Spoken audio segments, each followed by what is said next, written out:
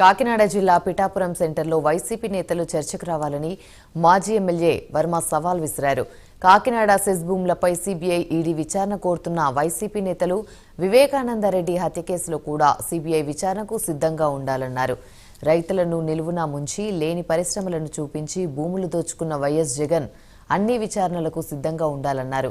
Cess భూములపై తాము అన్ని పత్రాలతో సిద్ధంగా ఉన్నామని, పిఠాపురం నడిబొడ్డున వైసీపీ నేతలు చర్చకు రావాలని వర్మ సవాల్ విసిరారు.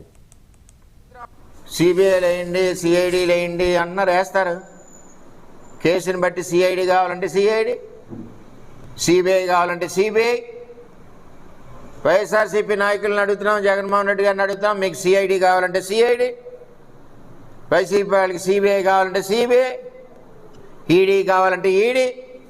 దీంతోపాటు వైఎస్ వివేకానందరెడ్డి గారి కేసు కూడా సిబిఐ కావాలంటే సిబిఐ, ఈడీ కావాలంటే ఈడీ.